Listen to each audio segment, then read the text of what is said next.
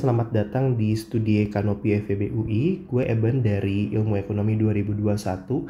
Kali ini gue akan bahas UTS Pengantar Ekonomi 2 semester genap 2021-2022. Oke, kita akan bahas mulai dari pilihan ganda, ada 20 nomor di sini. Dari nomor pertama, dari pernyataan berikut manakah pernyataan yang tidak tepat? Oke, di sini berarti kita harus cari yang salah ya. Ekonom klasik menggunakan model makroekonomi atau model market clearing untuk menangani masalah ekonomi secara luas. Adakah yang salah dalam pernyataan di sini? Ada ya, yaitu adalah yang di mana dia bilang bahwa ekonom klasik menggunakan model makroekonomi.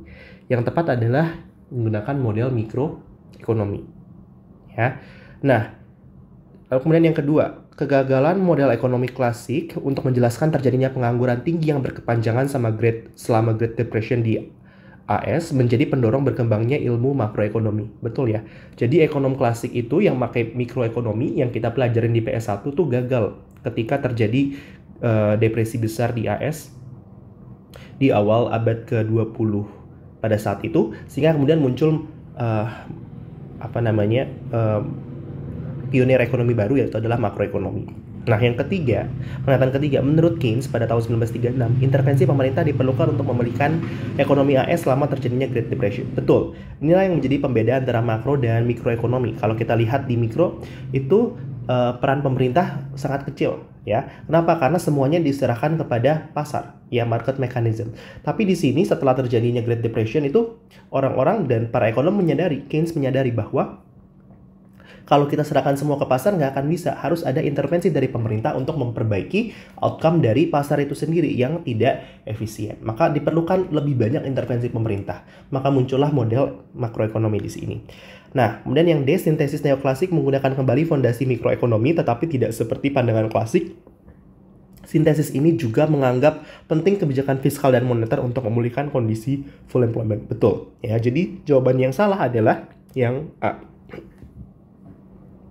Oke, kita lihat nomor kedua. Di antara sumber kenaikan harga berikut, manakah yang akan mempengaruhi IHK di Indonesia?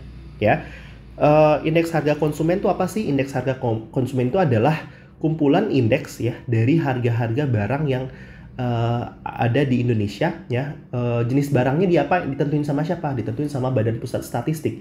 Jadi itu sistemnya kayak semacam beberapa jenis barang dimasukkan ke dalam satu basket, kita amati perubahan harganya dari tahun ke tahun. Nah, indeks dari kumpulan harga kumpulan barang-barang tersebut disatukan menjadi IHK di setiap tahunnya. Nah, IHK inilah yang menjadi salah satu metode untuk menghitung inflasi.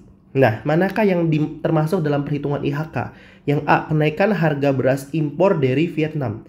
Ya, yang perlu teman-teman ingat bahwa IHK itu menghitung dari segi konsumen, menghitung kenaikan harga dari segi konsumen. Sementara lawannya yang sama-sama untuk menghitung inflasi, yaitu adalah GDP deflator, itu menghitung kenaikan harga dari segi produksi. Ya, di mana karena kita menggunakan segi produksi, kita sudah memisahkan mana yang diproduksi dalam negeri dan di luar negeri. Sementara kalau dari segi konsumsi, kita nggak bisa membedakan mana barang yang kita konsumsi dan barang itu diproduksi dalam negeri atau luar negeri. Jadi walaupun barang tersebut diimpor tapi barang tersebut sudah kita konsumsi, maka itu juga termasuk dalam harga yang itu termasuk dalam perhitungan IHK kita. Jadi ini termasuk. Oke, kenaikan harga mesin yang diimpor dari China itu lebih ke arah produksi ya. Ingat bahwa indeks harga konsumen itu kita ngitungnya adalah dari harga yang kita bayar sebagai konsumen. Oke, kenaikan harga baja produksi juga enggak, kenaikan harga kapal Supramax untuk mengangkut ekspor batubara Indonesia juga enggak. Jadi B, C, dan D itu adalah lebih dari aspek produksinya. Yang mau kita lihat di sini adalah kenaikan harga-harga dari segi konsumen belinya. Jadi harga barang jasa akhir. Jadi yang benar adalah yang A. Oke, sekarang kita lihat yang nomor 3. Carlo adalah seorang fresh graduate. Ya, gaji pertamanya adalah sebesar 7 juta. Lalu kemudian suatu hari ia membersihkan rumahnya, dia kemudian menemukan bahwa kwitansi lama gaji ayahnya itu sebesar 1.500.000 di tahun 1990. Dengan menggunakan IHK tahun dasar 2010, IHK tahun 2002 dengan menggunakan tahun dasar 2010, IHK tahun 2002 diketahui adalah 280 dan tahun 1990 adalah 60. Dari informasi-informasi tersebut dapat disimpulkan bahwa secara real, nah berarti kita pengen tahu nih, gaji 1.500.000, gaji 7 juta ya. Di tahun 1990 itu berapa? Karena kalau kita bandingin 7 juta di hari ini dan 1.500.000 di 1990 itu nggak apple to apple. Kenapa? Karena indeks harganya berubah. Ya, berarti tingkat harganya juga udah berubah. Maka kita harus mentransfer salah satu antara yang 7 juta kita bikin ke 1990 atau yang 1.500.000 kita bikin ke hari ini. Nah, kita bisa bikin suatu persamaan sebetulnya begini. Jadi kalau teman-teman punya gaji 7 juta di hari ini, ya, lalu kemudian 1.500.000 di tahun sebelumnya, maka kita bisa bikin persamaan bahwa dia seharusnya bisa sama dengan ya, dengan 280 indeks harga di hari ini di tahun 2022 dengan 60 di tahun 1990. Kita pengen lihat apakah persamaan ini holds atau tidak. Apakah ini tanda sama dengannya benar atau tidak. Kalau 7 juta dan 1.500.000 dibagi 1.500.000 itu hasilnya sama dengan 280 dibagi 60, maka 7 juta dan 1.500.000 itu sebetulnya nilainya setara. Kita mau lihat sekarang. 7 juta dibagi 1.500.000 nilainya adalah 4,67. Sementara 280 dibagi 60 nilainya adalah juga 4,67. Maka ini kita bisa bilang sama dengan ya. Artinya nilai 7 juta di tahun 2022 dengan IHK 280 sama dengan 1.500.000 di tahun 1990 yang IHK-nya 60. Jadi ini jawabannya adalah yang B. Oke. Kita sekarang lihat nomor 4. Alas Roban adalah sebuah negara yang pembentukan PDB-nya hanya bersumber dari dua komoditas, yaitu pisang dan rambutan. Dari tabel di bawah ini dengan menggunakan tahun dasar 2019, maka rata-rata laju pertumbuhan tahunan sepanjang 2019 sampai dengan 2021 adalah Nah, berarti kalau kita mau hitung pertumbuhan ekonomi, ya GDP growth, itu rumusnya apa sih? Rumusnya adalah kita pakai GDP real ya. GDP real di tahun tersebut dibagi dengan GDP real di tahun sebelumnya dibagi dengan GDP real di tahun sebelumnya dikali dengan 100%. Ini adalah rumus dari GDP-nya. Maka kita harus hitung dulu GDP dari setiap tahunnya. Oke? Nah, sekarang mari kita hitung. Sekarang kita hitung GDP real tahun 2019. Oke? Cara ngitungnya gimana? Cara ngitungnya adalah GDP real tahun 2019. GDP real itu rumusnya adalah P dikali Q. Tapi Q-nya gimana? Q-nya itu adalah Q di tahun tersebut dikali dengan P di tahun dasar. Nilainya selalu tetap. Tahun dasarnya di mana? 100 dan juga 200. Oke, berarti sekarang kita kalikan 100 dikali dengan 300 ditambah dengan 200 dikali 1000. Oke. Nilainya berapa? Nilainya adalah 230.000. Sekarang yang 2020 sama 100. Ingat selalu pakai yang 100, jangan pakai 125 dikali dengan 400 ditambah dengan 200 dikali 1200. Nilainya berapa? Nilainya adalah 280.000. Sekarang 2021. Oke. 100 ya dikalikan dengan harganya sekarang kuantitas produknya sekarang jadi 500. Oke, ditambah dengan 200 dikali dengan 1.300. 2021 jadi berapa? 310.000. Sekarang kita bisa hitung berapa growth tahun 2020, ya kan? Berapa? Berarti 280.000 ya dikurangi dengan 230.000 dibagi dengan 230.000 dikali dengan 100%. Nilainya berapa? Nilainya adalah kita bisa dapat nilainya adalah 0, kita jadikan persen aja ya. 21,74%. 21,74%. Sekarang kita bisa hitung GDP growth untuk tahun 2021. Sekarang hitungnya gimana? Berarti 310.000 kurang 280.000 dibagi dengan 280.000 dikali dengan 100%. Nilainya berapa? Nilainya adalah kita bikin dalam persen, dapat hasilnya adalah 10,71%. 10,71%. Sehingga reratanya jadi berapa? Reratanya adalah 21,74 ditambah dengan 10,71 dibagi 2. Hasilnya adalah 16,22%. Maka jawaban yang tepat dan paling mendekati adalah yang sekarang kita akan lihat untuk yang nomor 5. Ya, dengan menggunakan tabel di nomor 4, rata-rata laju inflasi tahun 2019 sampai 2021 adalah, nah sekarang kita bisa hitung inflasi. Caranya gimana? Cara menghitung inflasi adalah kita bisa gunakan IHK. Dengan IHK di tahun tersebut dikurangi dengan IHK di T-1 per IHK T-1 dikali dengan 100%. Nah, IHK sendiri rumusnya apa? IHK sendiri adalah PN ya dikalikan dengan harga kuantitas fix ya, yaitu adalah kuantitas di tahun dasar dibagi dengan harga di tahun dasar dikali dengan kuantitas di tahun dasar. Ya, ini adalah sigma, ini adalah sigma. Oke, sekarang kita bisa hitung berapakah inflasinya. Sekarang kita hitung dulu berapa inflasi IHK di tahun 2019. Oke, berarti caranya gimana? Caranya adalah kita hitung IHK tahun 2019. Kita pakaikan P dikali Q, yaitu adalah 100 dikali 300 ditambah sekarang yang rambutan 200 dikali 1000 ya.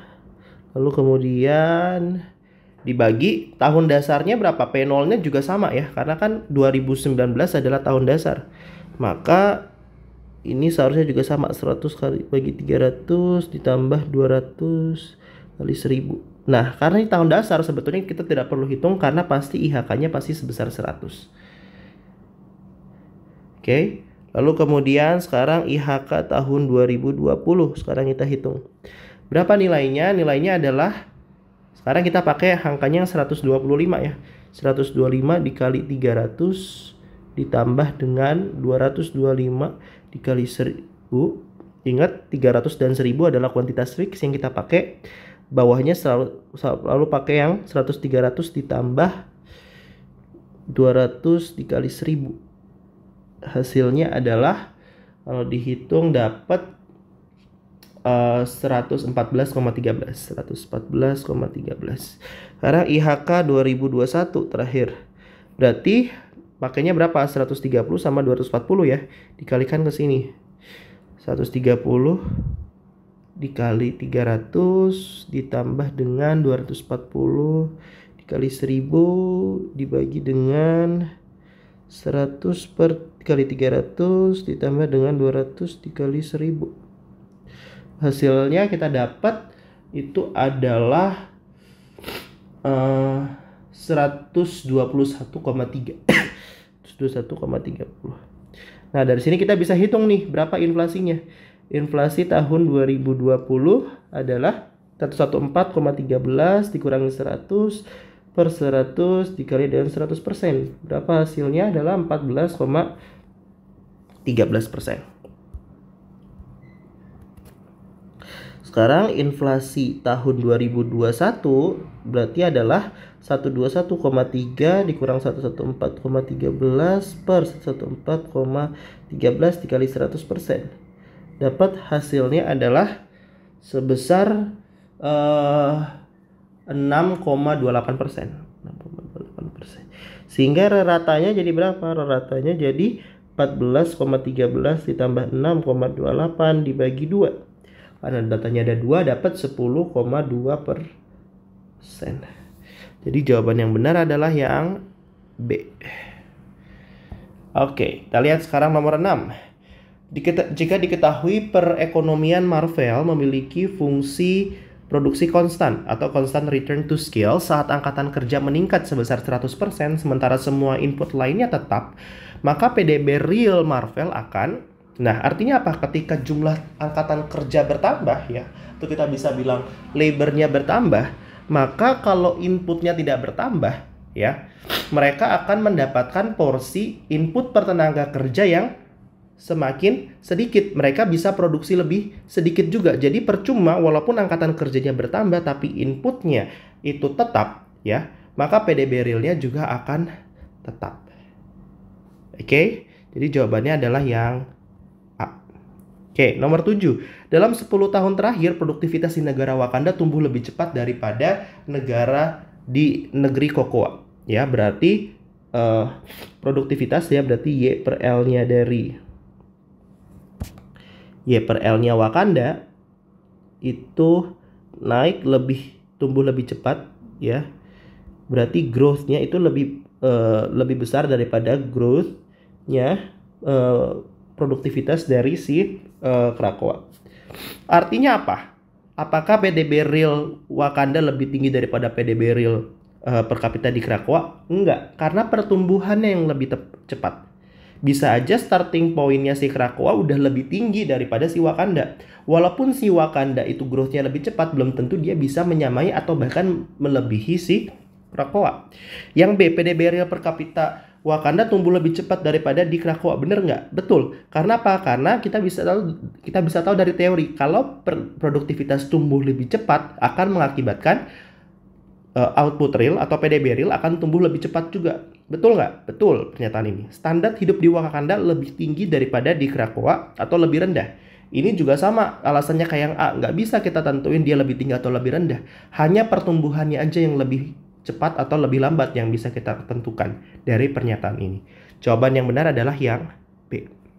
Oke, nomor 8. Misalkan pemerintah Indonesia menjalankan kebijakan untuk menaikkan tingkat tabungan dengan jumlah angkatan kerja yang tetap.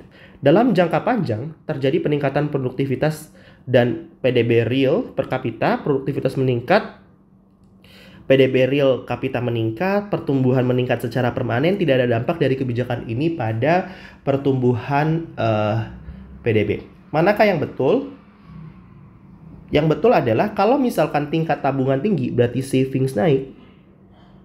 Ya dampaknya kemana? Kita bisa bilang bahwa physical capital, ya pembentukan modal kapital itu akan naik. Kalau kapital naik, kapital adalah faktor yang menentukan tingkat produktivitas kan, berarti Y per L akan naik, ya kan?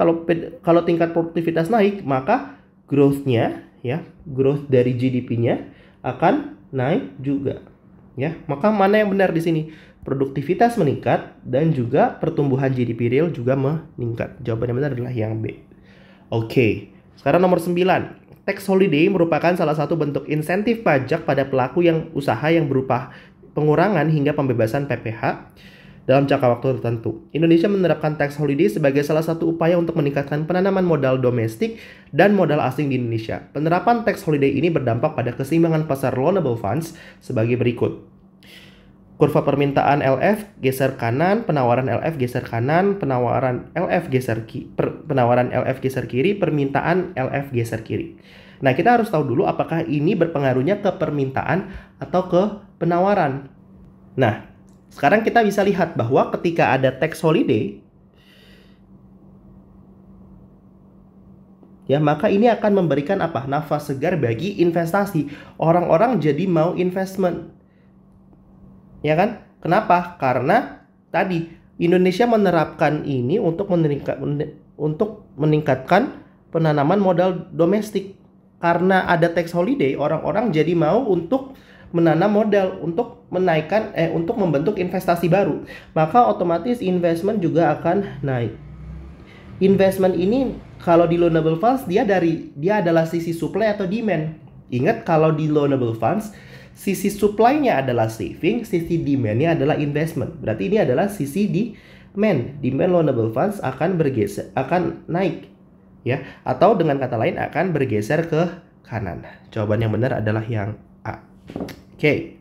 Nomor 10. Persamaan berikut ini menunjukkan bahwa investasi sama dengan tabungan nasional, ya, yaitu private savings. Private savings itu apa? Y dikurang T dikurang C. Sementara tabungan pemerintah T dikurang G. Apabila saat ini tabungan pemerintah berkurang karena pengeluaran pemerintah yang besar dalam penanganan pandemi, berarti tadi G-nya naik, maka T min G turun. Apa yang akan membuat tabungan nasional itu tetap? Berarti ininya yang harus naik dong. Mana yang yang tepat di sini? Investasi domestik meningkat sehingga tidak memerlukan tabungan pemerintah untuk investasi. Konsumsi rumah tangga berkurang sehingga dapat meningkatkan tabungan rumah tangga. Pemerintah menjual obligasi atau penerimaan pajak turun. Ingat, komponen dari si private savings adalah Y dikurang T dan dikurang C. Manakah yang benar di sini? Kalau pajak, ya, kalau pajak itu diturunkan atau dinaikkan, ini akan saling nge-offset, ya kan? Ini T dan minus T. Jadi nggak akan ada pengaruhnya. Kalau penerimaan pajak turun, iya private savings turun, tapi tabungan pemerintah juga ikutan turun. Jadi nggak ada. Kita nggak bisa mempertahankan nilai tabungan nasional. Yang lebih tepat adalah tinggal sisa apa? Tinggal sisa C-nya. Maka konsumsi rumah tangga harus turun. C-nya harus turun supaya Y min T min C bakal naik. Jadi jawaban yang benar adalah yang B. Oke, sekarang kita lihat nomor 11. Kegiatan yang secara langsung dapat meningkatkan investasi fisik atau physical investment swasta di Indonesia adalah perusahaan asing membeli saham perusahaan Indonesia di pasar modal. Ini bukan physical investment ya. Ini investasi yang bentuknya adalah portfolio. Oke, yang B, masyarakat Indonesia mengubah pola konsumsi karena pandemi COVID-19. Gak ada hubungannya sama investment. Ingat, kalau investasi dalam kasus ini itu adalah dalam pengertian bukan kita investasi beli saham dan sebagainya ya, tapi lebih dari segi investasi perusahaan. Dia membentuk modal baru. Misalkan bikin pabrik, membeli mesin baru dan sebagainya. Perusahaan asing membangun pabrik dan melakukan proses produksi di Indonesia. Betul nggak? Betul. Ya, pemerintah Indonesia menjual obligasi untuk pembiayaan defisit APBN? Enggak. Jadi jawaban yang benar adalah yang C. Oke, nomor 12. Tingkat pengangguran alamiah. Ini definisi. Manakah yang benar? Yang benar adalah yang B, yaitu adalah tingkat pengangguran saat sudah GDP full employment. Artinya apa? Tingkat pengangguran yang diasosiasikan dengan tingkat output tertinggi yang mungkin terjadi. Jadi kita GDP flow employment itu apa sih? GDP yang ketika seluruh aspek produksi itu sudah dialokasikan secara efisien, atau kalau teman-teman tahu kurva PPF itu dia sudah ada di kurvanya. Jadi dia sudah ada di titik-titik ini. Nah, ini berarti sudah dioptimalkan seluruh sumber daya secara efisien, secara paling maksimal. Nah, tapi tetap akan ada yang namanya tingkat pengangguran, yaitu adalah tingkat pengangguran alamiah. Jawabannya benar adalah yang B. Nomor 13, efisiensi wage akan, nah teman-teman harus tahu dulu efisiensi wage itu apa. Jadi, misalkan ini kita bicara tentang pasar tenaga kerja ya. Ini sumber tenaganya adalah W, ini jumlah tenaga kerja. Ini demand, ini adalah supply. Oke, ini demand, ini ya. Oke, misalkan tingkat gaji keseimbangannya adalah di sini. Tapi seringkali perusahaan itu menaikkan gaji, memberikan gaji lebih tinggi daripada tingkat dari tingkat keseimbangan pasar, ya. Misalkan dia kasih W-nya di sini, wage efficiency. Kenapa sih perusahaan sering memberikan gaji di atas keseimbangan pasar? Jawabannya adalah untuk meningkatkan produktivitas dari para pekerjanya. Kalau orang digaji lebih tinggi, ya asumsinya orang akan mau kerja lebih cepat. Ini juga akan mempengaruhi apa? Akan meningkatkan juga workers health atau kesehatan pekerja. Kenapa? Karena asumsinya kalau orang digaji lebih tinggi dia punya alokasi biaya kesehatan lebih besar. Apalagi akan mengurangi workers turnover. Ya, workers turnover itu apa? Perputaran tenaga kerja. Kalau misalkan orang digaji tinggi, orang akan lebih sedikit akan semakin kecil kemungkinannya untuk pindah kerja. Akibatnya apa? Perusahaan nggak perlu ribet-ribet lagi untuk cari pekerja kan? Dia nggak perlu setiap minggu misalkan buka lowongan pekerjaan baru. Apa kesulitannya kalau ada turnover yang tinggi? Kalau turnovernya tinggi berarti perusahaan harus keluar biaya lagi untuk training. Orang kalau pertama kerja juga belum bisa kerja secara maksimal kan? Artinya kerja orang tersebut belum efisien. Gitu.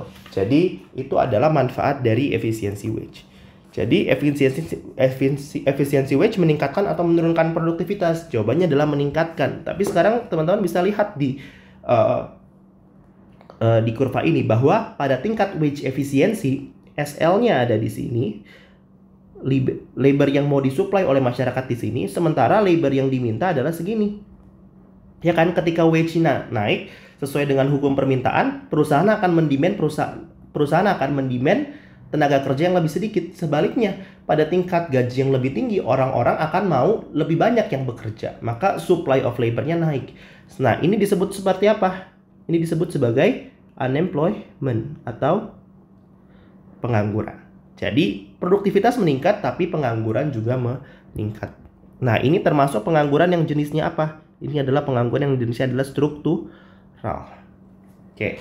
Nomor 14, BPS itu memprediksi bahwa jumlah pekerjaan tersedia bagi analis finansial akan meningkat lebih cepat dibandingkan pekerjaan lainnya, sehingga jumlah pekerjaan bagi pustakawan akan berkurang. Perubahan pada pasar tenaga kerja ini akan mengarah ke mana? Ya, ini disebut apa? Disebut sebagai pergeseran sektoral. Kalau pergeseran sektoral itu nama penganggurannya apa?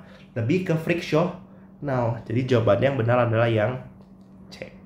Oke. Nomor 15, uang beredar atau M1 itu akan bertambah jika... Kapan uang beredar akan bertambah? Paling tidak satu bank komersil akan menghasilkan lebih banyak reserve, paling tidak satu bank komersil menyalurkan pinjaman, otoritas moneter menerima lebih banyak simpanan, paling tidak satu bank komersil berhenti untuk menyalurkan pinjaman. Mana yang benar? Kapan uang beredar akan bertambah? Kalau misalkan terjadi multiplier atau money creation process ya, atau proses penciptaan uang. Caranya gimana? Caranya adalah kalau si bank komersial sebagai agen yang muterin duitnya itu mau menyalurkan pinjamannya, atau ketika giro wajib minimum itu tidak diatur pada tingkat 100%, masih ada ruang untuk memutarkan deposit yang diterima oleh bank sentral ke masyarakat, sehingga terjadi pembentukan uang baru. Yang tadinya misalkan deposit awalnya atau jumlah uang awalnya adalah 100 juta, tapi ketika itu diputerin oleh bank komersial, diputerin lagi oleh bank komersial berikutnya, itu akan jumlah uang beredarnya in total akan meningkat lebih besar daripada 100 juta. Nah, jadi jawaban yang benar adalah yang mana? Yang B. Nah, nanti untuk proses penciptaan uangnya kita akan lebih bahas di esai, nanti ada soalnya. Oke. Diketahui rasio giro wajib minimum adalah sebesar 100%. Manakah pernyataan berikut yang tidak tepat? Ya, kita mesti cari yang salah. Dari simpanan deposit sebanyak 100%, bank komersial harus memiliki cadangan sebanyak 10%. Sebanyak $10. Manakah yang betul atau tidak? Betul ya, karena giro wajibnya 10%, berarti 10% dari $100 adalah 10. Oke, A betul. Dari simpanan deposit sebanyak 100, kelebihan cadangan maksimum bank komersial adalah sebanyak 90. Betul atau salah? Ya, apa yang dimaksud dengan excess reserve? Tadi, kalau misalkan simpanannya 100, giro wajib minimumnya 10%, berarti dia harus nahan 10. Boleh nggak bank itu nahan lebih banyak? Dia mau nahan 15, boleh nggak? Boleh. 5-nya itu disebut sebagai excess reserve. Nah, sekarang kalau simpanannya sebanyak 100, yang jadi reserve wajibnya berapa? 10. Berarti kalau perusahaan mau nahan semuanya, excess reserve-nya berapa? 90. Ya. Kenapa itu disebut paling banyak? Ya iya, karena memang 10-nya adalah reserve yang wajibnya. Kalau perusahaan nahan 100-100-nya, berarti 90-nya kita sebut sebagai excess reserve. Yang C, dari simpanan atau deposit sebanyak 100, bank komersial hanya dapat menyalurkan pinjaman sebanyak 10. Betul atau salah? Salah ya. Kenapa? Karena yang 10 itu yang harus ditahan, 90-nya lah yang kebalikannya, yang bisa dipinjamkan. Yang D, Reserve awal sebanyak 100, sistem perbankan dapat memiliki total simpanan sebanyak 1 juta. Sebesar 1000. Betul ya, tinggal dibalik aja. Kalau reserve-nya 100, berarti 100 itu kan menggambarkan 10%. 100%-nya berapa? 1000. Jadi jawaban yang benar adalah atau jawaban yang tidak tepat dalam hal ini adalah yang C. Oke, nomor 17. Ketika otoritas moneter membeli obligasi pemerintah senilai 50 juta, yang akan terjadi adalah apa? Berarti kalau otoritas moneter siapa? Bank sentral. Kalau dia beli obligasi pemerintah, berarti dia menyalurkan duit ke masyarakat senilai 50 juta. Nah, jumlah uang beredarnya bakal meningkat gimana? Ingat bahwa rumus dari jumlah uang beredar itu adalah, atau money supply adalah 1 per reserve requirement ratio atau giro wajib minimum dikalikan dengan berapa si monetary base-nya, dalam hal ini adalah 50 juta. Jadi yang betul adalah jumlah uang beredar akan meningkat sebanyak 50 juta dikali dengan money multiplier. Ini adalah si money multiplier-nya.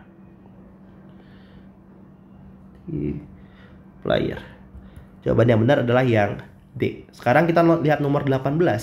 Berdasarkan teori kuantitas uang klasik, variabel manakah yang akan berpengaruh terhadap tingkat harga dalam jangka panjang? Oke, sekarang kita lihat teori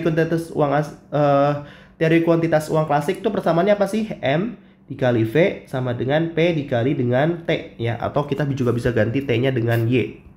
Nah, harga itu akan dipengaruhi di mana? Harga itu akan dipengaruhi oleh M. Ya, kenapa? Karena kalau jumlah uang beredar naik, maka tingkat harga juga akan naik dan sebaliknya. Oke, jadi jawaban yang benar adalah yang C. Oke, nomor 19. Misalkan Korea Selatan adalah sebuah negara dengan perekonomian tertutup, lalu kemudian seorang bankir itu akan membuat proyeksi makroekonomi. Nih, pertanyaannya, tingkat suku bunga real pertanyaannya adalah manakah pernyataan berikut yang benar? Oke, maka di sini karena pernyataannya adalah berhubungan dengan suku bunga real, data yang kita punya adalah CPI atau indeks harga konsumen dan suku bunga nominal, kita perlu tahu dulu si suku bunga realnya. Oke, apa sih suku bunga real itu? Suku bunga real itu adalah suku bunga nominal dikurangi dengan inflasi. Oke, kita perlu tahu dulu berapa tingkat inflasi. Untuk tahu tingkat inflasi, kita harus hitung dulu dari CPI-nya. CPI-nya udah dapat, kita bisa sekarang hitung si inflasinya. Oke, kita mulai dari inflasi tahun 2017. 2016 nggak bisa dihitung karena nggak ada data sebelumnya. Ingat bahwa inflasi, tadi kita udah bahas ya, inflasi adalah IHK di tahun tersebut dikurangi dengan IHK T-1 per IHK T-1 dikali dengan 100%. Oke, berarti sekarang berapa? Berarti sekarang inflasi 2017 adalah 102,93 kurang 100,97 per 100,97 kali 100%. Hasilnya adalah 1,94%. Oke, 2018 sekarang 104,45 per 10 kurang 104,45 kurang 102 ya, sorry. Kurang 102,93 per 102,93 dikali dengan 100%, hasilnya adalah 1,48%. Oke, 2019 berarti sekarang 104,45 kurang 104,45 ya, berarti nggak berubah. 104,85. Oh, di sini ada 85. Oke. 104,85. Oke. Berarti 104,85 kurang 104,45. Terus ini 104,45 dikali dengan 100%. 2019 itu hasilnya adalah 0,38%. Oke, lalu kemudian 2020 itu adalah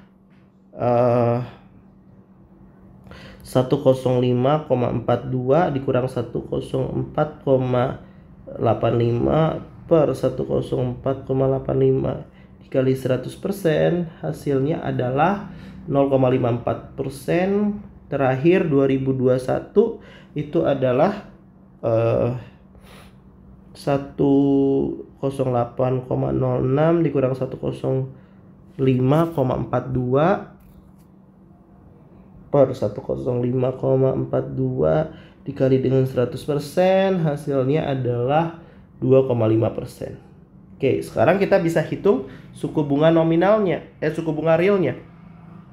Suku bunga realnya berarti berapa? 1,25 dikurangi dengan 1,94. Berapa hasilnya? Minus 0,44%. Ini realnya, ya. Sama 1,50 dikurangi dengan 1,48. Berapa hasilnya? Hasilnya adalah 0,27%. Lalu kemudian ini 0,87. Ini adalah minus 0,04. Ini adalah minus 1,5%. Oh, ini 2016 kita nggak bisa dapat hasilnya ya. Jadi ini mundur satu-satu. Sorry. Ini gue ulang deh. Mulai dari sini. Mulai dari 1,5 dulu. 1,5 dikurangi dengan 1,94. Hasilnya adalah minus 0,44. 1,75 kurang 1,48. Hasilnya adalah 0,27. Lalu kemudian 1,25 dikurangi 0,38. Hasilnya adalah 0,87. Berikutnya minus 0,04. Selanjutnya adalah minus 1,5. Oke. Manakah pernyataan yang berikut? Manakah pernyataan yang benar? Tingkat suku bunga real tahun 2018 adalah 0,87. Salah. 2017 sampai 2019 suku bunga realnya positif. Enggak, 17 negatif. 2020 adalah 0,27%. Salah. Itu 2018. Antara 2020 sampai 2021 mengalami periode mengalami periode tingkat suku bunga real yang negatif. Betul ya. Jadi jawabannya adalah yang akhir, yaitu adalah nomor 20. Kita lihat dalam suatu pasar di mana nilai uang digambarkan pada sumbu tegak dan kuantitas uang digambarkan pada sumbu datar, tingkat harga akan naik jika permintaan uang bergeser ke. Oke, berarti kita gambarkan dulu ya kurva money demand money supply-nya. Ini adalah nilai uang ya. Nilai uang itu apa sih? Nilai uang itu adalah 1 per P ya. 1 per P. Oke, lalu kemudian ini adalah kuantitas dari money-nya. Nah, di sisi sini kita bisa bikin satu sumbu lagi. Tapi kebalikannya yang tadi. Kalau tadi naik ke atas, ini ke bawah. Itu adalah si P-nya itu sendiri. Ya, jadi kalau di sini rendahnya di bawah, tingginya ke atas makin tinggi. Kalau di sini rendahnya di atas ya. Bacanya makin ke bawah makin tinggi. Oke. Di sini ada money demand. Money demand bentuknya downward sloping. Oke. Terus ada money supply di sini. Oke. Pertanyaannya apa? Tingkat harga akan naik jika permintaan uang gesernya kemana? Tingkat harga akan naik berarti harus tercipta keseimbangan baru yang lebih rendah dong di sini supaya tingkat harganya jadi naik. Kalau naik berarti dia harus turun begini. Yaitu harus apa? Harus bergeser kemana? Harus gesernya ke kiri. Berarti gini.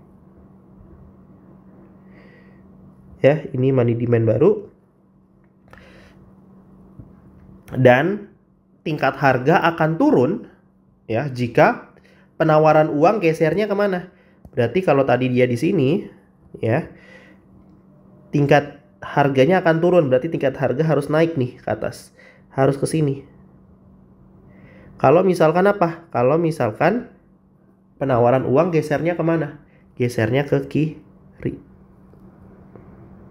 Nih, money supply baru. Money supply yang baru.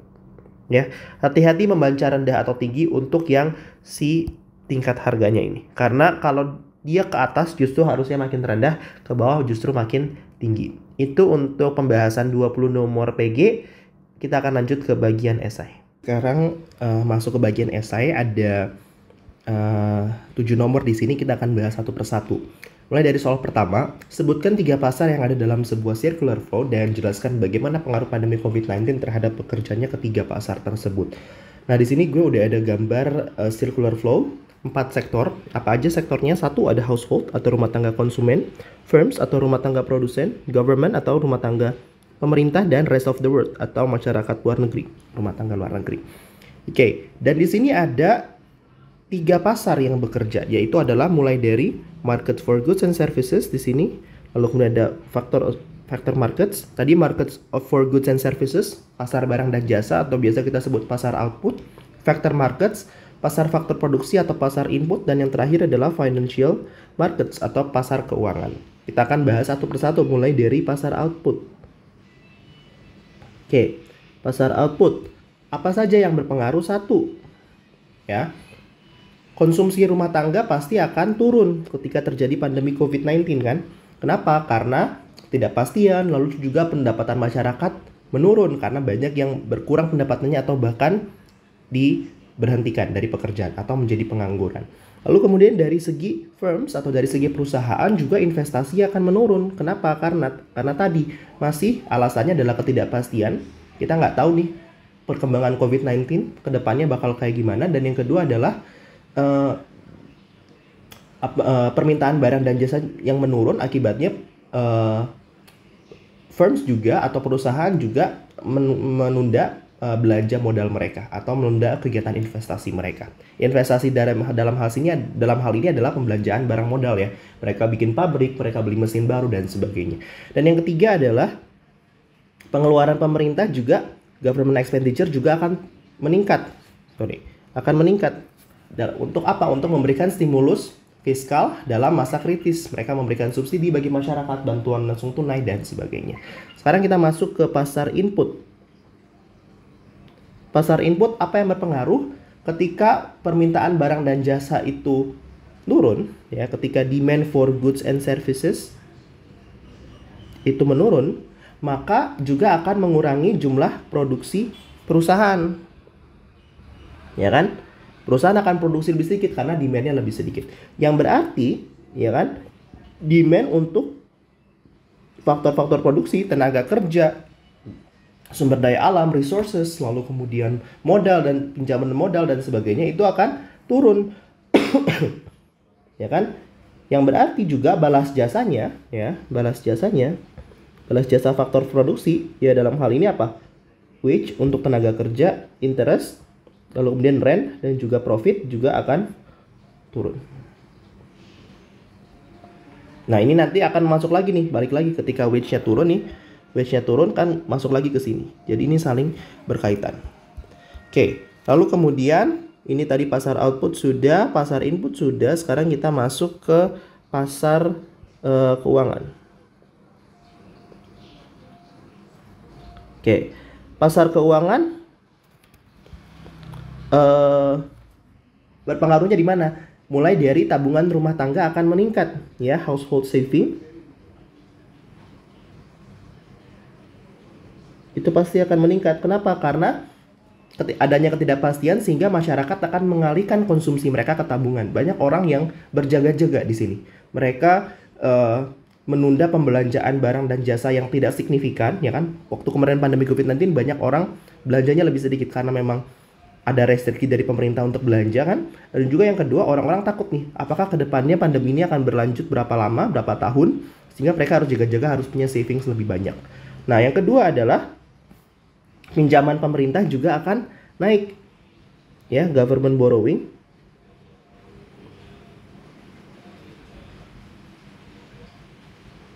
akan naik. Kenapa? Karena pengeluaran pemerintah meningkat. Lalu di sisi lain dari segi penerimaan pajaknya turun, sehingga pemerintah harus membentuk utang baru, yang mereka harus membentuk defisit dalam APBN mereka. Itu untuk yang nomor 1. Oke, sekarang kita akan masuk ke nomor 2. Ini bicara tentang inflasi. Disajikan perhitungan inflasi dari Thailand dan Indonesia menggunakan keranjang barang yang sama, ya, yaitu 5 kg daging, 10 kg beras, 10 liter minyak goreng. Lalu kemudian disajikan di bawahnya adalah tabel harga dari Indonesia dan Thailand. Yang pertama, kita diminta untuk menghitung rata-rata inflasi tahunan di kedua negara sepanjang tahun 2019 sampai 2021 menggunakan tahun dasar 2020. Oke, jadi di sini kita diminta untuk hitung rata-rata inflasi. Untuk menghitung rata-rata inflasi, maka kita perlu mengetahui inflasi dari setiap tahunnya dulu seperti apa. Oke, nah sekarang kita akan hitung dulu mulai dari untuk mendapatkan data inflasi setiap tahun, kita perlu data IHK dari setiap tahun, baik itu di Indonesia maupun juga di Thailand. Rumus IHK adalah, kalau teman-teman masih ingat, rumusnya adalah sigma harga di tahun sekarang dikalikan dengan kuantitas di tahun dasar, karena kita pakai same basket ya, yaitu adalah 5 daging, 10 beras, dan 10 liter minyak goreng, dibagi dengan sigma dari harga di tahun dasar, kita pakainya tahun 2020 di sini. Lalu kemudian dikali dengan Q0, yaitu adalah yang tadi, basket yang sama. Dikalikan dengan 100%.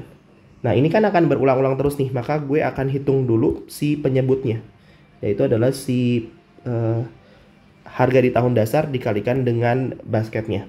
Berarti gimana? Perhitungannya adalah,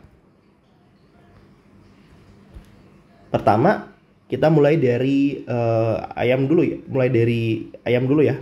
Ayam berarti kita pakai harga ayam di tahun 2020 ya, yaitu adalah 10 ya, 10 dikalikan dengan 5. Mana di sini? Ini harusnya ayam ini harusnya ayam itu diganti dengan beras, ini diganti dengan ayam ya. Waktu itu ada revisi soal. Jadi ini dikali 10 ditambah dengan 13 dikalikan dengan 5 ditambah dengan 6 dikalikan dengan 10 liter minyak goreng. Oke, hasilnya berapa? Bisa dihitung 10 kali 10, 13 kali 5, dan 6 dikali 10, hasilnya adalah 225.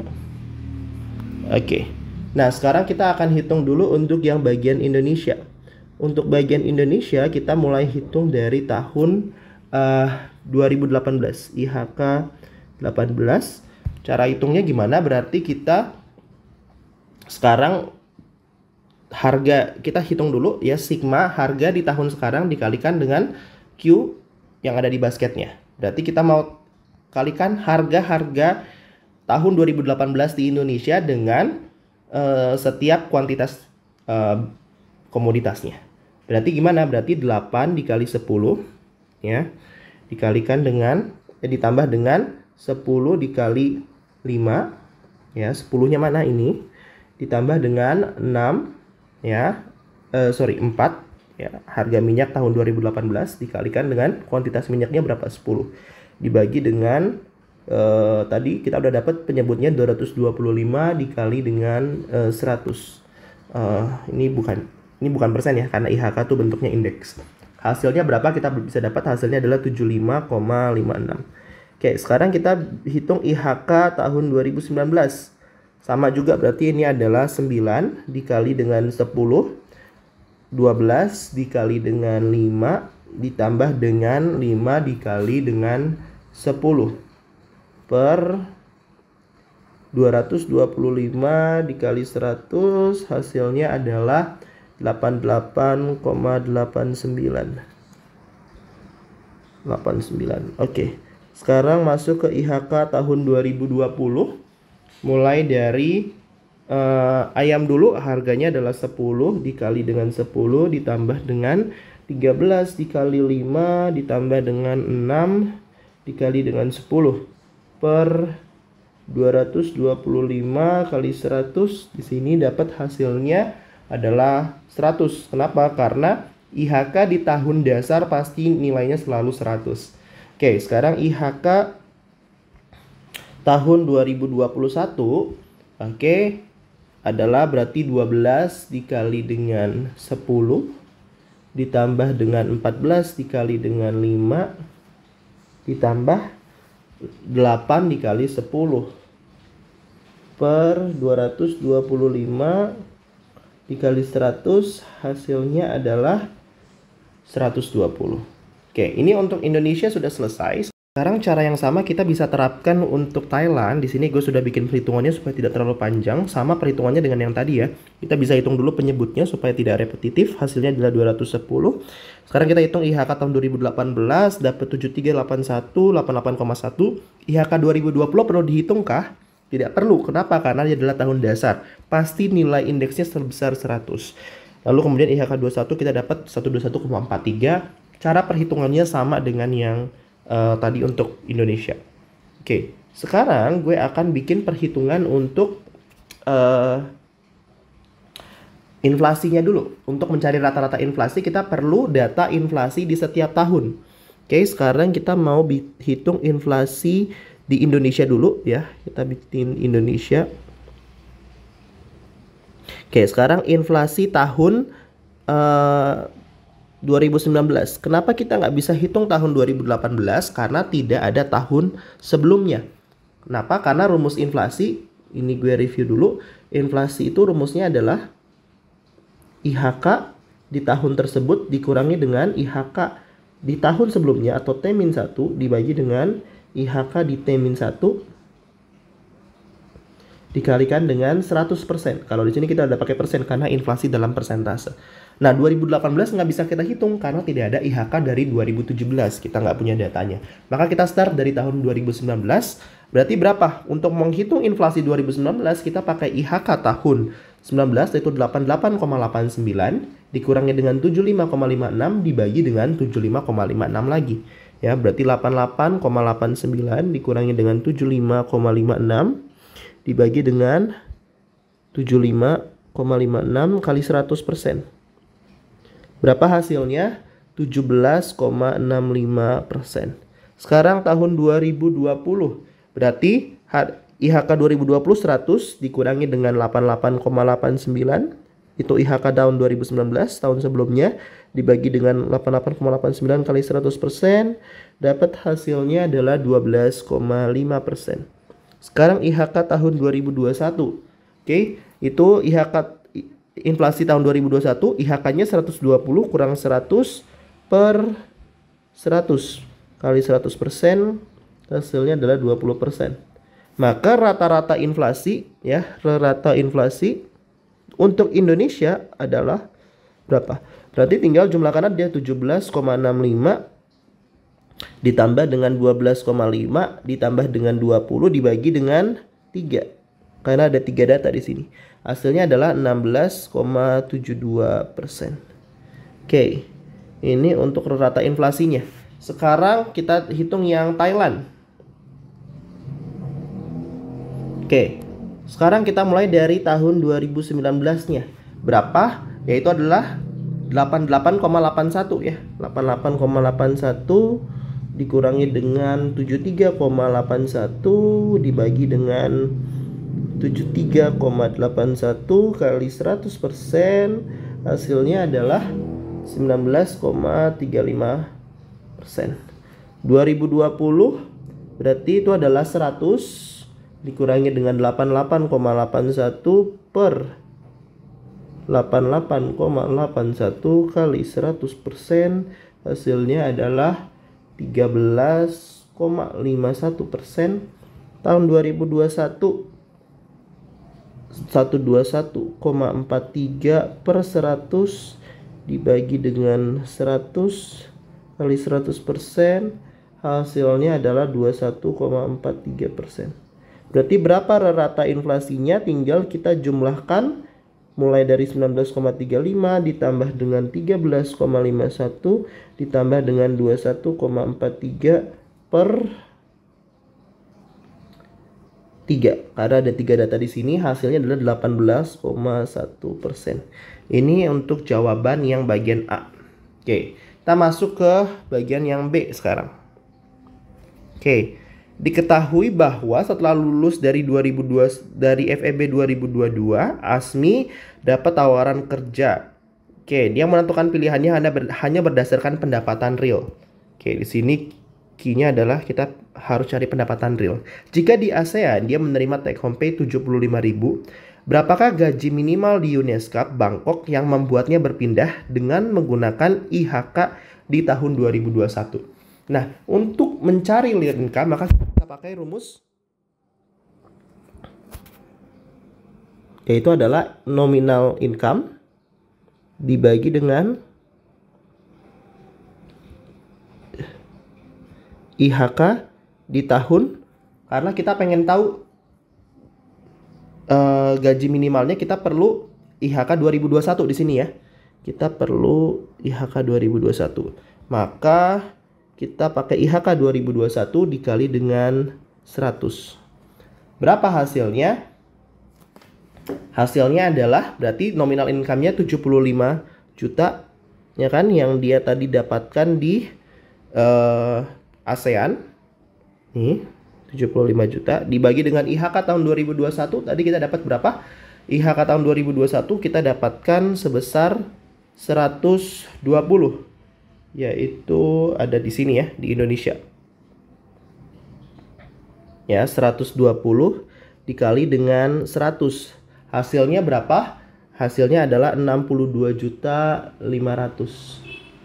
Oke. Nah, gaji minimal bagi Asmi itu adalah apa? Itu adalah berarti nominal income dia di Bangkok. Ya kan? Kan tadi dia pindah nih dari ASEAN karena kantor pusatnya di Jakarta. That's why kita pakai IHK 2021 di Indonesia ya. Nah, sekarang kita perlu data IHK tahun 2021 di Bangkok karena tempat kerjanya baru sekarang, untuk menghitung berapa gaji nominalnya. Berarti kan tadi kita sudah tahu ya, real income-nya adalah 62.500.000. Sama, masih pakai rumus yang di atas. Kita perlu sekarang cari nominal income-nya per IHK tahun 2021 tadi, tapi tadi ini di Indonesia ya. Kalau sekarang di Thailand berapa? Adalah sebesar 121,43. Dikalikan dengan 100.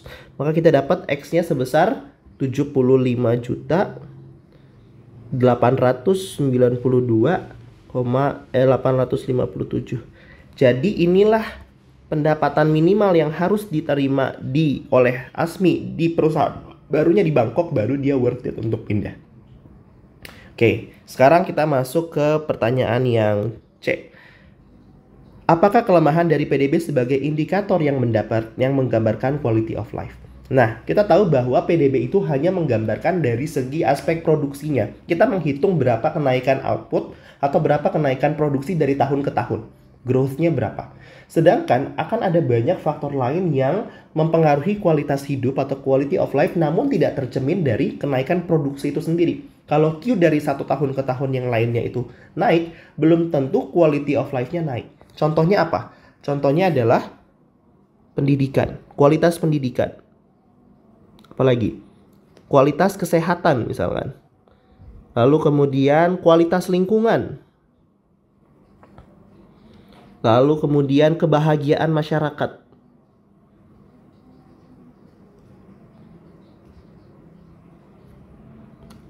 Apalagi? Perbaikan, walaupun produksinya naik, tapi apakah kualitas barangnya semakin naik? Nah, itu tidak dihitung. Jadi kualitas produksinya tidak tercermin. Ada lagi misalkan keindahan seni juga bisa. Ya, dan masih banyak lagi faktor-faktor kualitatif lain ya yang menentukan kualitas hidup tetapi tidak dihitung dalam perhitungan PDB, karena dia hanya menghitung secara kuantitatif dari kenaikan kuantitas atau output produk. Sekarang kita masuk ke nomor ketiga.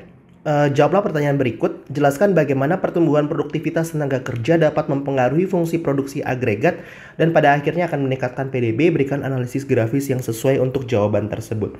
Oke, produktivitas itu apa sih? Produktivitas itu adalah kuantitas dari barang dan jasa ya, kuantiti produksi yang dihasilkan oleh setiap unit tenaga kerja, oleh setiap orang. Maka kita bisa bilang bahwa produktivitas itu digambarkan dengan Y per L ya. Y itu kan jumlah atau total value dari output atau kuantitas barang dan jasa dalam satu negara dibagi dengan jumlah tenaga kerja di satu negara. Maka kita bisa dapat per tenaga kerja berapa sih outputnya, itu Y per L. Nah, Kalau di buku Menkyu kita bisa tahu bahwa Y per L atau produktivitas ini setelah nanti kita proses fungsinya, kita bisa dapatkan bahwa fungsi akhirnya adalah Y per L sama dengan A atau tingkat teknologi dalam suatu negara. Ya, di mana ketika peningkatan teknologi akan menyebabkan output produksi lebih banyak dari kombinasi input yang tersedia. Inputnya apa aja sebetulnya? Inputnya itu adalah, kita bisa lihat di sini, fungsi dari tenaga kerja, lalu kemudian ada modal fisik. Tenaga kerja ini tadi lebih ke tenaga kerja, lalu kemudian modal fisik, lalu kemudian ada modal manusia, lalu yang terakhir adalah sumber daya alam. Nah, ini kita juga harus bagi per L kan, sehingga kemudian ini bisa kita hapus karena L per L pasti hasilnya 1. Maka rumusnya menjadi seperti ini untuk produktivitas. Nah, ini adalah faktor-faktor yang menentukan produktivitas. Berarti tadi adalah tingkat teknologi. Kalau tingkat teknologinya naik, maka dia akan menjadi pengali yang lebih tinggi untuk faktor-faktor atau untuk fungsi di belakangnya. Apa aja? Mulai dari capital atau modal fisik per tenaga kerja, human capital per tenaga kerja, dan natural resource per tenaga kerja. Nah, suatu negara itu bisa menikmati standar kehidupan yang lebih tinggi ketika dia bisa produksi barang dan jasa yang lebih besar. Gimana caranya? Itu hanya bisa terjadi ketika produktivitasnya naik. Berarti ketika suatu negara itu menjadi lebih produktif, ya. Jadi ketika Y per L-nya naik, maka real GDP akan meningkat lebih pesat.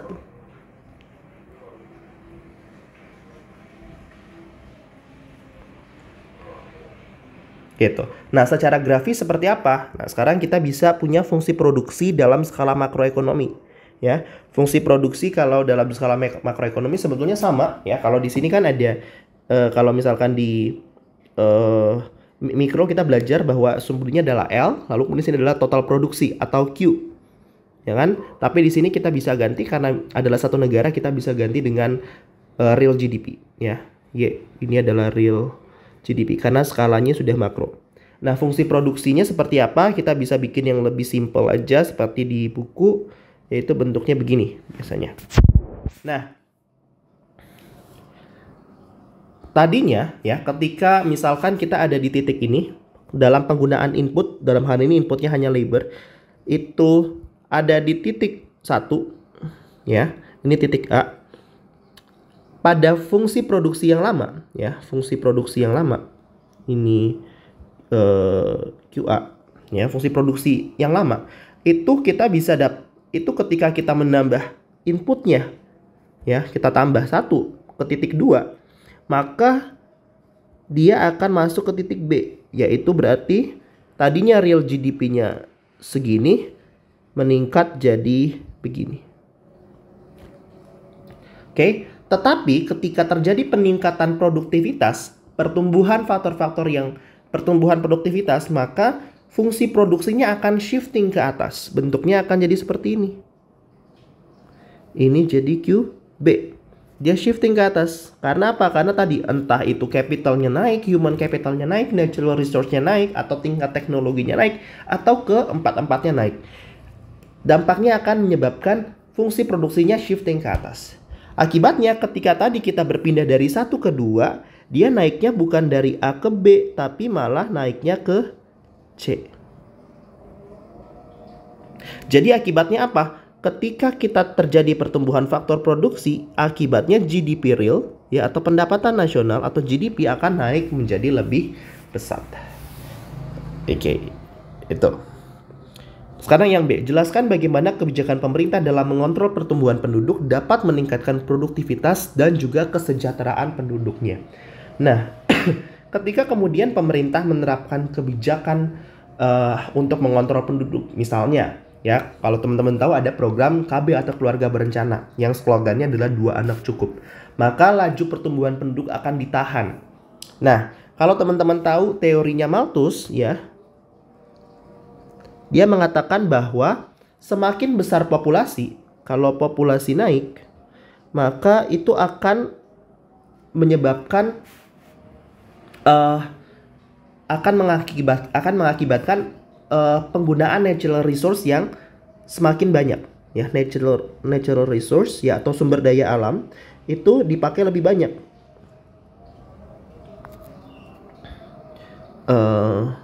Usage-nya jadi semakin tinggi. Akibatnya apa? Berarti natural resource yang tersedia untuk setiap pekerja itu jadi semakin sedikit. Berarti recall tadi, ketika kemudian natural resource-nya itu tetap, ya, konstan di sini, tapi L-nya naik, maka N per L, ya, N per L itu akan turun. Akibatnya tadi produktivitas tenaga kerja bukannya naik, malah menjadi turun. Ya, teori ini disebut sebagai, kalau kata Malthus itu pertumbuhan produksi itu menyebabkan stretching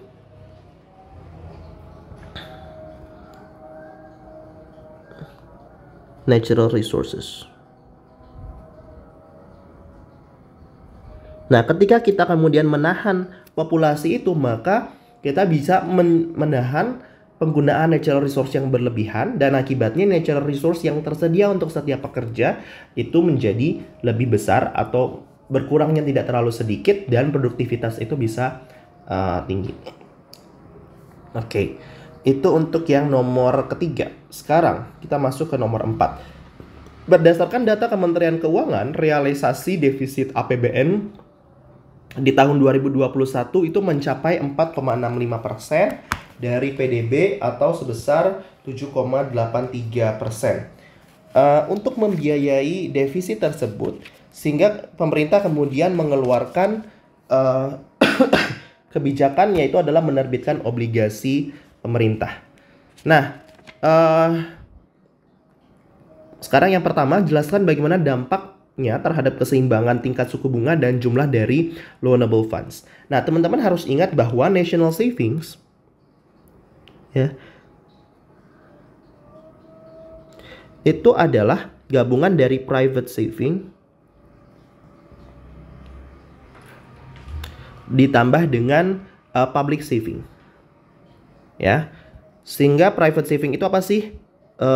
Pendapatan masyarakat dikurangi dengan tax, dikurangi dengan consumption, ditambah dengan public savings, itu adalah tax atau pajak dikurangi dengan government expenditure.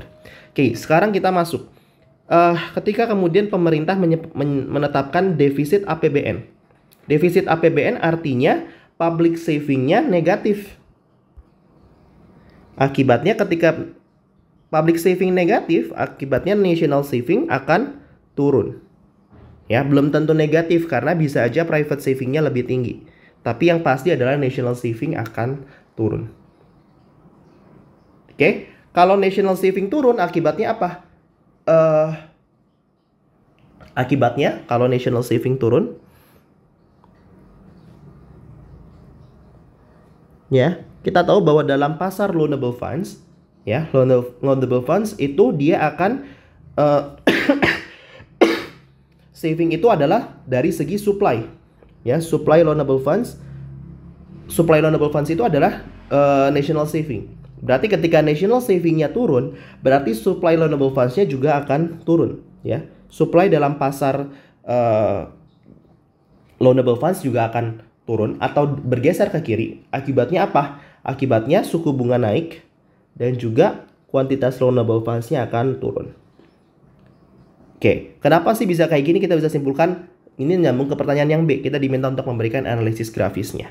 Ini yang A, sekarang kita lihat yang B. Oke, ini adalah tingkat suku bunga, ya. Lalu adalah quantity dari loanable funds atau dana pinjaman. Oke, ini ada demand, ya. Demand dan ada supply seperti biasa, ya. Demand loanable funds, supply loanable funds. Kalau supply loanable funds itu dari mana? Dari saving, ya. Sementara yang mendemand dalam loanable funds itu adalah investment. Oke, sekarang ketika tadi public savingnya negatif akibat ada defisit APBN, maka national savings akan turun. National savings turun, supply loanable funds akan turun. Berarti supply loanable funds akan bergeser ke kiri. Kayak gini kan? Ini supply LF. Tadi awalnya kita ada di sini. Sekarang kita ada di sini.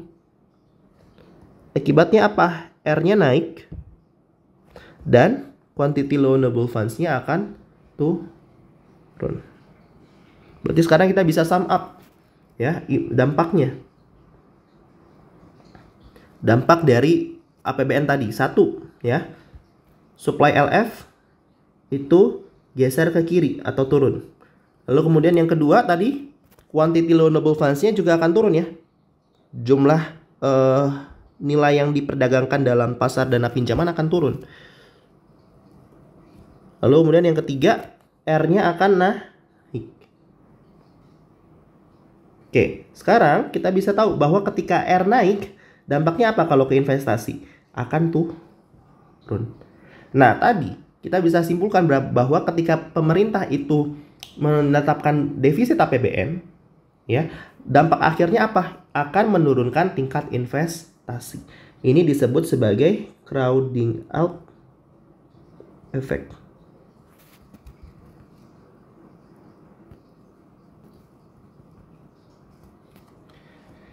Oke, itu untuk yang nomor 4. Sekarang kita masuk ke nomor 5. Oke, di sini ada data jumlah orang bekerja 11 juta, jumlah populasi kota 15 juta, dan sebagainya. Oke, lalu kemudian kita diminta untuk menghitung parameter-parameter dalam ketenagakerjaan. Untuk mempermudah, maka kita bisa bikin dulu pohon ketenaga kerjaannya. Gimana sih? Ini gue bikin dari secara horizontal ya. Jadi populasi itu kan dibagi dua ya. Ada yang usia kerja dan bukan usia kerja. Ya, atau produktif dan non produktif. Oke, usia kerja kita bagi lagi. Ada yang angkatan kerja dan bukan angkatan kerja. Contoh yang bukan angkatan kerja apa? Orang-orang yang ada dalam angkatan kerja, ada dalam usia kerja tapi masih menempuh pendidikan. Oke. Lalu kemudian angkatan kerja dibagi lagi, ada yang sedang bekerja dan ada yang tidak bekerja atau kita biasa sebut sebagai pengangguran atau unemployment. Karena kita udah punya pohon produksi, kita bisa masukkan. Oke. Jumlah orang bekerja di per Januari 2022 adalah 11 juta orang. Dia masuk di sini. 11 juta. Oke. Lalu kemudian populasi kota tersebut adalah 15 juta. Masuk di sini. Kantor statistik tersebut juga mencapai adanya 10% dari total populasi yang belum memasuki usia kerja dan melewati usia kerja. Berarti total yang di luar usia kerja, ya.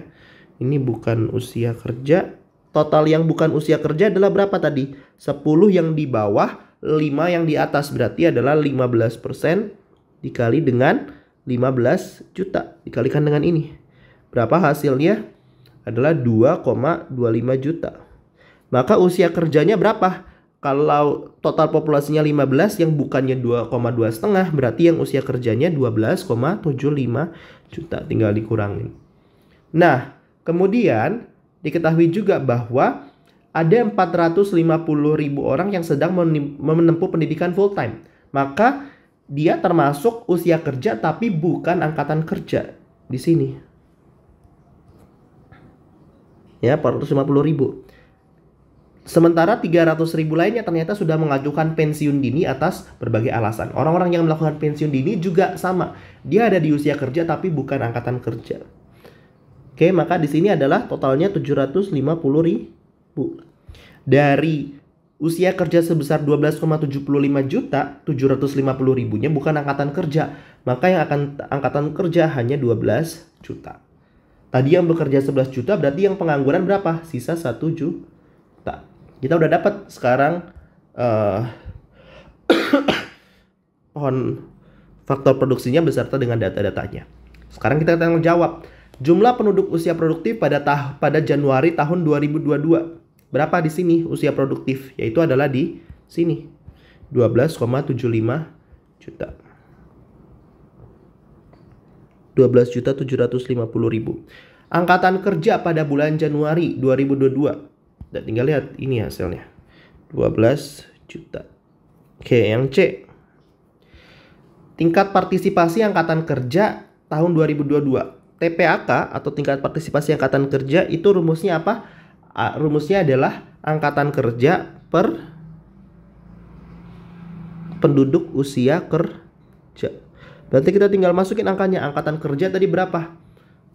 12 juta per 12,75 juta kali dengan 100%.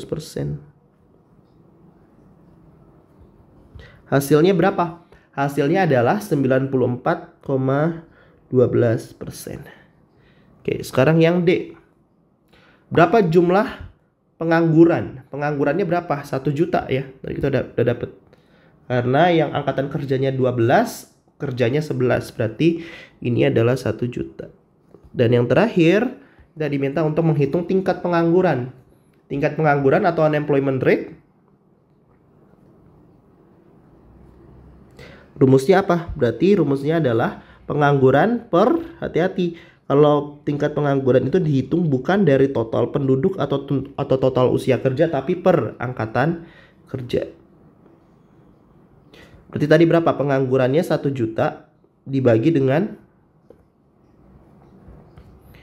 angkatan kerjanya berapa? 12 juta. Hasilnya adalah 8,33%. Ini untuk yang E.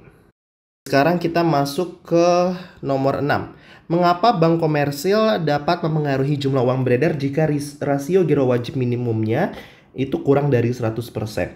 Oke. Nah, ketika GWM itu apa sih? Ketika bank itu menerima tabungan dari masyarakat, bank itu akan muter lagi kan? Dia akan puterin lagi masuk ke pinjaman, entah itu ke masyarakat atau ke swasta, ke pemerintah dan sebagainya.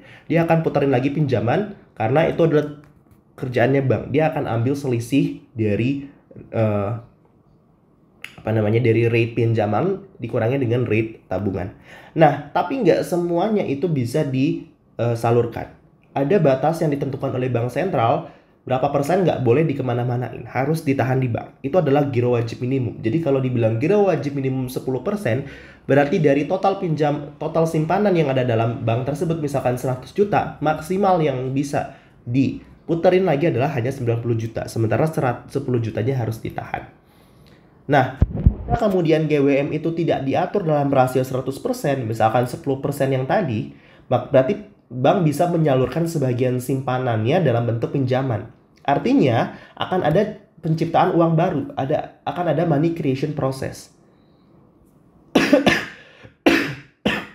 Nah, gimana itu bisa terjadi? Karena berarti misalkan tadi jumlah uangnya, monetary base-nya atau jumlah uang pada awalnya adalah 100 juta, tapi 90 jutanya diputar lagi ke masyarakat, maka terjadi penciptaan uang pada saat itu. Jumlah uang beredarnya naik. Kalau itu diputerin ke masyarakat lalu kemudian diputerin lagi berkali-kali, maka akan terjadi money creation process yang sangat banyak. Kita nanti bisa hitung multiplier-nya. Nah, di sisi lain berarti bank sentral bisa mempengaruhi giro wajib minimum dengan mengubah rasionya, yaitu yang mengatur jumlah minimum simpanan yang harus dipegang oleh bank. Nah, hal ini akan mempengaruhi seberapa banyak uang yang tercipta. Misalkan ketika GWM-nya kita naikin, maka bank harus menyimpan lebih banyak dan akan menyalurkan lebih sedikit. Akibatnya akan menurunkan apa? Menurunkan jumlah uang yang beredar. Ya, jumlah uang beredar akan turun. Sebaliknya berarti kalau GWM-nya turun, maka jumlah uang beredar akan naik. Ya. Lebih detail lagi kita bisa bilang bahwa ketika GWM-nya naik, maka money multiplier atau pengganda uangnya akan semakin turun. Dan jumlah uang beredar juga akan turun, begitu juga sebaliknya. Itu untuk yang A. Sekarang yang B. Dengan menggunakan T-account, ilustrasikan dan jelaskan bagaimana peningkatan uang beredar dapat terjadi saat GWM kurang dari 100%. Asumsikan bahwa ada dua bank. Bank A, simpanan awal 100 juta. B, tidak ada simpanan awal, berarti tidak ada currency. Dan tidak ada currency. Terus hanya bank A yang menyalurkan pinjaman dalam perekonomian. Oke, sekarang kita assume misalkan GWM-nya itu adalah sebesar 10%. Kita ambil angka yang gampang. Nah, ini adalah neraca dari Bank A.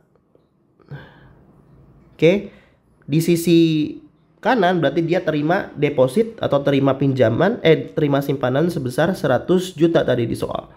Berarti yang harus dia hold sebagai cadangan itu adalah 10 juta. Karena 10% dari 100 juta tadi. Yang bisa dia jadikan pinjaman berapa? Sisanya berarti 90 juta. Nah, misalkan pinjaman ini dia alirkan ke bank B. Karena tadi bank A bisa menyalurkan pinjaman.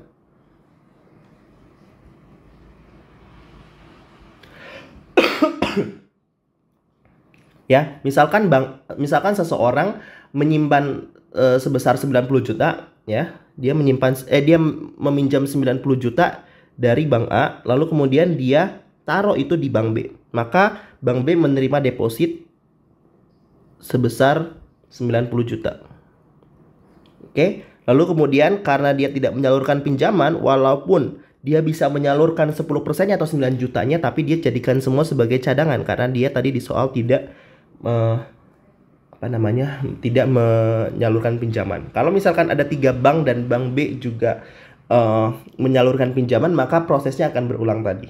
Nah, sekarang kita bisa lihat bahwa yang tadinya jumlah uang beredar di awal adalah 100 juta, karena tadi jumlah uang awalnya 100 juta, tapi sekarang meningkat karena ada penciptaan uang baru dari kegiatan bank A yang menyalurkan pinjaman, yaitu sebesar berapa?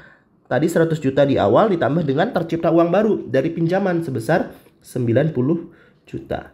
Maka total uang beredar, ya, dalam kasus ini menjadi 190 juta.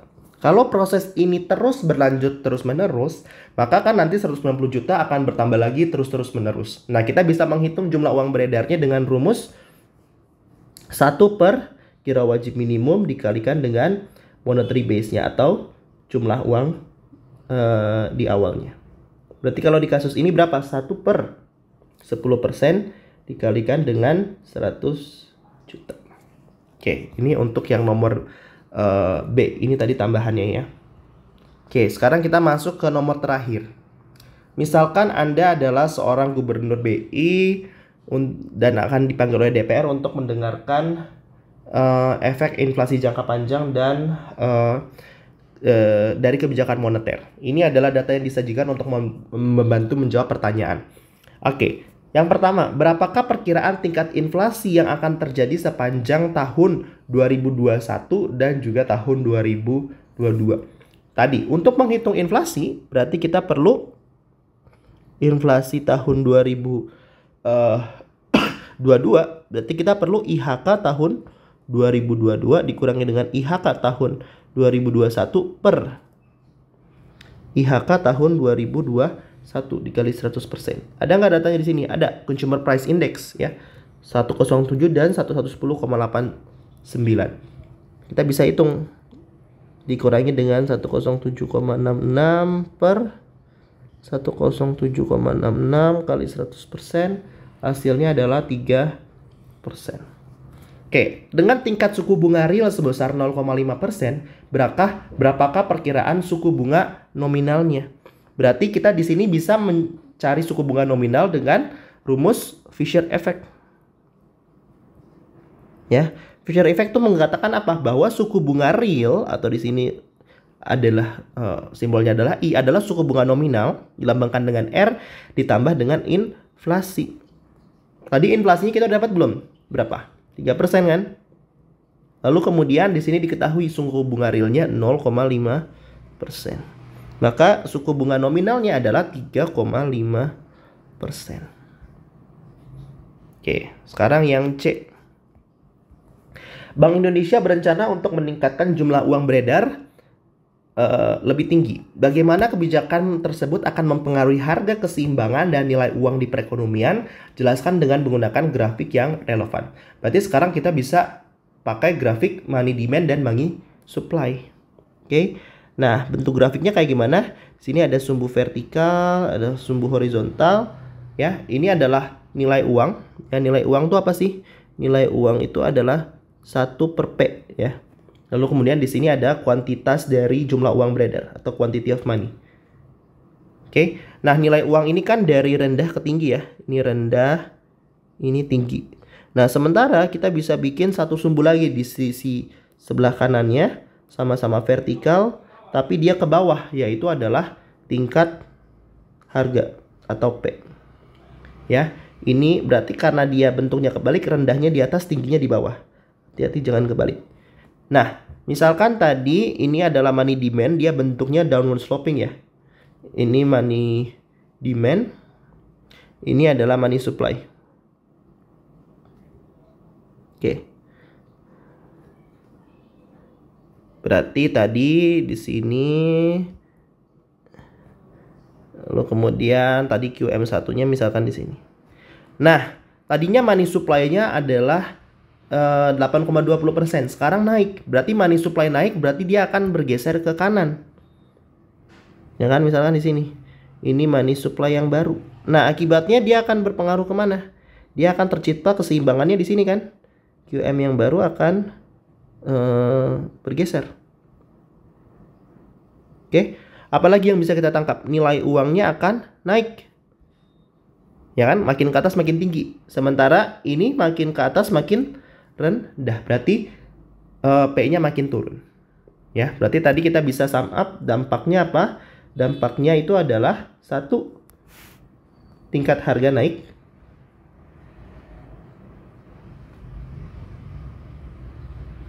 Sorry, ini harusnya turun ya. Ini harusnya panahnya turun. Ini panahnya harusnya turun. Berarti di sini tingkat harganya naik karena dia makin turun itu dia makin tinggi. Berarti tingkat harganya naik ya, berarti P-nya naik. Dan juga nilai uang malah akan turun. Ya, karena dia makin ke bawah makin rendah. Jadi 1/P-nya akan turun. Oke, apalagi berarti tadi quantity of money itu juga akan naik. Ini adalah dampaknya dan analisis kurvanya. Itu untuk esai UTS tahun lalu. Berarti untuk pembahasannya PG dan esai sudah selesai. Semoga bisa bermanfaat. Semangat ujiannya. Thank you semua.